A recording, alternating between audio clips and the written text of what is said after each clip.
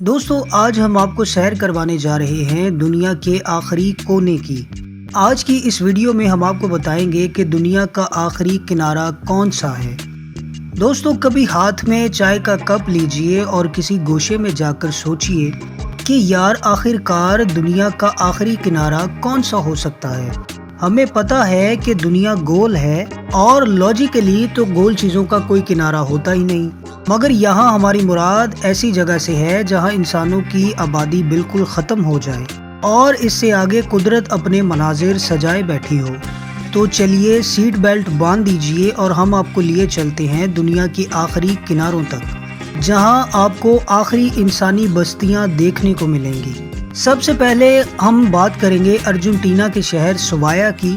یہ وہ شہر ہے جس کے ایک طرف چلی کی سرحد لگتی ہے اور جبکہ دوسری طرف سے لامتناہی سمندر لگتا ہے جو اس کی آبادی کو آگے بڑھنے نہیں دیتا، مطلب یہ کہ یہاں پر آ کر دنیا ختم ہو جاتی ہے۔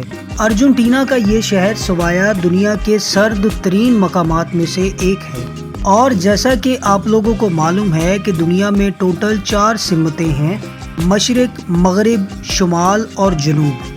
آپ اپنی آسانی کے لیے یہ سمجھ لیں کہ ارجنٹینا کا یہ شہر سوایا جنوب کی ایک طرف سے دنیا کا انسانی آبادی کے لحاظ سے آخری کنارہ ہے۔ اس کے بعد آپ کو دھاڑے مارتا اور اللہ کی قدرت کی گواہی دیتا کئی 100 میل پر پھیلا نیلا شگاف سمندر ہے۔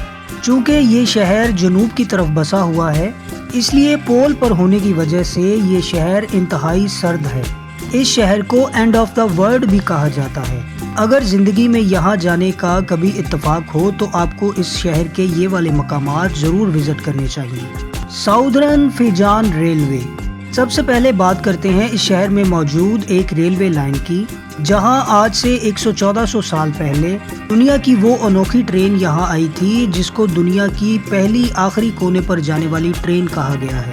پہلے تو جو یہاں سے ٹرینز گزرا کرتی تھی ان میں سردی سے بچنے کے لیے یا گھر تعمیر کرنے کے لیے لکڑیاں لائی جاتی تھی، یا ورلڈ وار 1 اور 2 میں قیدیوں کو ان ٹرینز میں یہاں لایا جاتا تھا۔ مگر اب یہ ٹرینیں مسافر ٹرینوں کے طور پر کام کرتی ہیں جو ارجنٹینا کے مختلف شہروں سے قیدیوں کو یہاں پر لے کر آتی ہیں۔ شویز میوزیم۔ آپ نے آج تک لاتعداد عجائب گھروں کی سیر کی ہوگی، تو چلیے آج آپ کو دنیا کا آخری اور عجیب ترین میوزیم بھی دکھاتے ہیں۔ سوائے شہر کے اس میوزیم میں آپ جیسے ہی اندر قدم رکھیں گے تو آپ کو ایسا لگے گا کہ جیسے آپ لگ بھگ 100 سال پیچھے چلے گئے ہوں۔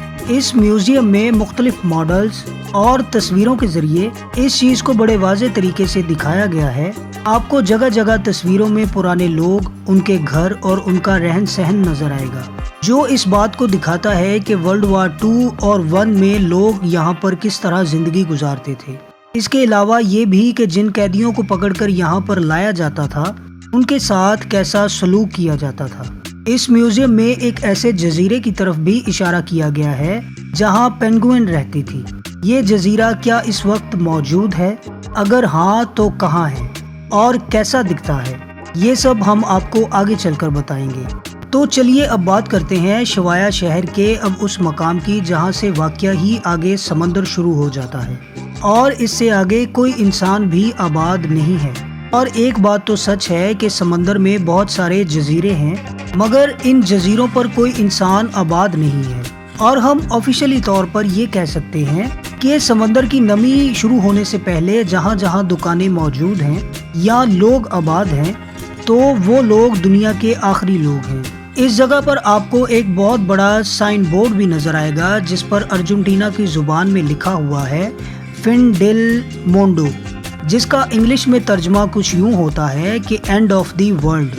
اگر آپ واقعی میں اپنا نام ان لوگوں میں لکھوانا چاہتے ہیں جنہوں نے دنیا کی آخر دیکھی ہے تو آپ کو یہ جگہ ضرور وزٹ کرنی چاہیے۔ فیرو آئی لینڈ۔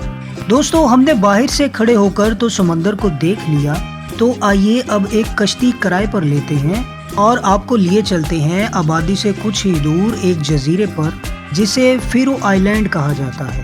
اس جزیرے پر ایک لائٹ ہاؤس بھی ہے جو دور سے نظر آتا ہے۔ کہا جاتا ہے کہ یہ لائٹ ہاؤس بھی 1920 میں ورلڈ وار 2 کے زمانے میں بنایا گیا ہے۔ آپ ان ساری باتوں سے ایک بات تو سمجھ گئے ہوں گے کہ ارجنٹینا اور خاص طور پر اس شہر کا ورلڈ وار 2 میں کتنا کردار رہا ہوگا۔ خیر، اپنا سفر جاری رکھتے ہیں اور اللہ کا نام لے کر پہنچتے ہیں اس جزیرے پر۔ یہ جزیرہ اپنے آنے والوں کو اس وہم میں مبتلا کر دیتا ہے کہ وہ دنیا میں رہنے والے انسانوں کی آخری آبادی کو بھی چھوڑ کر آگے آ چکے ہیں، کیونکہ یہاں سے آگے برفیلے اور زندگی جما دینے والے سمندر سے آگے کچھ بھی نہیں ہے۔ حالانکہ یہ جزیرہ خود اتنا ٹھنڈا ہے کہ یہاں پر آنے والے لوگ محض چند دیر کے لیے ہی یہاں پر رک پاتے ہیں اور فوٹوگرافی کرنے کے بعد الٹے پاؤں واپس بھاگتے ہیں۔ اوے فرام فیرو۔ ہم نے آئی لینڈ کی کافی سیر کر لی، اب تھوڑا سا آگے چلتے ہیں اور ان برفیلے پہاڑوں سے ڈھکے جزیرے پر چلتے ہیں جہاں پینگوئن اور کچھ دوسرے جانوروں کے علاوہ کسی اور شے کا نام و نشان بھی نہیں۔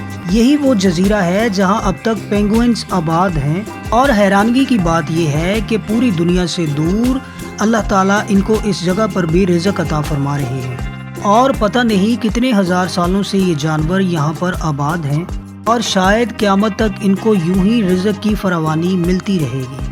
ان جزیروں کے بارے جو چیز یہاں پر سب سے خطرناک ہے وہ یہاں کا اکیلا پن ہے۔ اگر آپ اپنی کشتی پر یہاں پر پہنچ جائیں اور اپنی کشتی کو کنارے پر لگا کر خود ان پہاڑوں اور جزیروں کی سیر پر نکل جائیں اور خدا نخواستہ کہیں اور راہ بھٹک جائیں تو آپ کی مدد کے لیے یہاں پر کوئی نہیں آئے گا، اور نہ ہی آپ کسی کو بلا پائیں گے، کیونکہ یہاں پر انٹرنیٹ اور کسی بھی طرح کی سروسز موجود نہیں ہیں، اور انسان یہاں پر شاذ و نادر ہی آتے ہیں، اس لیے یہاں سے بچ پانا ناممکن ہے۔ تو دوستو، یہ تھا دنیا کا آخری کنارہ۔ اگر آپ یہاں پر جانا چاہتے ہیں تو ہمیں اپنی رائے سے ضرور آگاہ کیجیے گا کمنٹس کی صورت میں۔ اور دوستو، اگر آپ اس چینل پر نئے ہیں تو آپ سے گزارش ہے کہ ہمارے چینل کو سبسکرائب کر دیجیے گا اور بیل کے آئیکن پہ ضرور پریس کر دیجیے گا تاکہ ہماری آنے والی ویڈیوز آپ تک بآسانی پہنچتی رہیں۔